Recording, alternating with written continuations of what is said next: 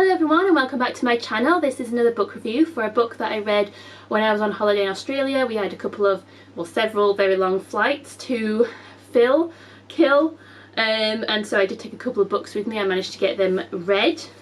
So this was the kind of the bigger one that I took, and it's The 7 Deaths of Evelyn Hardcastle, or Evelyn Hardcastle. I never know which one, but I'm going with Evelyn, I think, this time. I probably am going to say it 10 different ways in this video. So it won a bunch of awards, including the Costa Book Awards in 2018, so I had heard of it. Oh, it's by Stuart Turton, by the way. So I'd heard of it a few years ago and it was kind of on my radar, but I just never got round to actually getting it because I just have a permanent pile of books that I'm supposed to be reading and then another list of books that I want to read, and this was somewhere on that.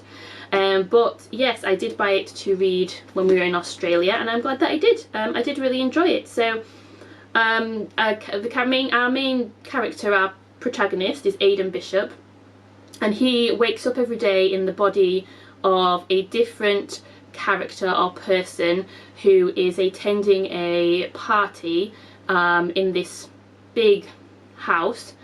It's not clear exactly what decade it's set in, but definitely I was feeling like it was sort of the turn of the 20th century. So anyway, Aidan Bishop is waking up every day in a different body, and initially he has no idea what's happening, no memory of who he is actually or what's going on, and there's just some mysterious other characters, so including someone that is dressed up like a plague doctor. So they have like the kind of bird mask with the really long beak and then like a hooded kind of cloak. It's kind of a comical, like kind of ridiculous outfit, but supposedly people did dress like that to be plague doctors, I don't know. So he is sort of feeding Aidan some kind of clues and kind of giving him help as he goes along, but it's all quite mysterious. And he has been made aware that Evelyn Hardcastle is going to die every day, and she will just keep dying unless he can figure out who her murderer actually is. So he kind of has two mysteries to solve. One is, who is the murderer of Evelyn Hardcastle, and can he even prevent her murder? Although he's told not to even try to prevent her murder, he's told just to solve the murder, but he also wants to try and prevent it because he's kind of befriended her. But then he also has that other mystery of like who he actually is, because he wakes up on day one not even remembering his own name. So who is he? Why is he trapped like this? Why is he waking up in different people's bodies every single day? And who are all these other mysterious characters, and what exactly is going on? So the two mysteries kind of work in parallel, and he kind of is solving them both together, which kind of works, although it's obviously like an interesting plot device, and I do think that it did work. But I was more interested, I think, in the Evelyn Hardcastle mystery than I was in the Aidan Bishop mystery, personally.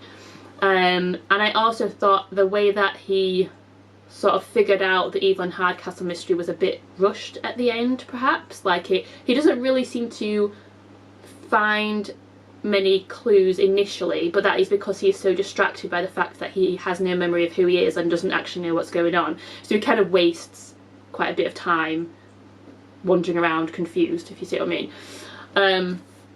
But I still think that it worked, and I still enjoyed it, and I was still, you know, it was still very compelling, and I still wanted to know both of the mysteries. I wanted to know the answer to both of them, and I wanted to have a satisfying resolution, which I think it did at the end.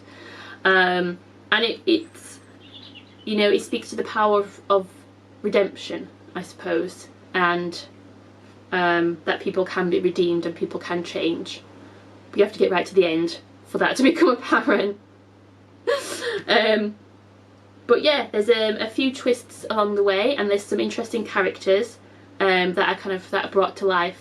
Because as Aidan goes into each of the characters, he becomes more like them, and their personalities start to take over him a little bit as well, and he really struggles with some of the stronger personalities towards the end, especially the nasty ones, in being able to control them and to retain his own identity, especially when he has no memory of who he actually is. So that's interesting as well. But yeah, I liked it. I recommend it. I do think it's a really good book. And I whizzed right through it, to be honest with you. I read it mostly on a train when we were going on a hiking trip, and we had like, it was like a 3-hour train ride, no, 2.5-hour train ride each way, and we did it twice, so that's like 10 hours of trains. And I read like loads of this, and didn't even realise how much I'd read because I was just whizzing right through it. So it's a complicated plot, but actually quite accessible and straightforward to read, if that makes sense, which are my favourite kinds of books. I don't want the ones that confuse me. Anyway, if you've read this, let me know what you think in the comments. If you like the video, please give me a like, and if you would like to see more, please do subscribe.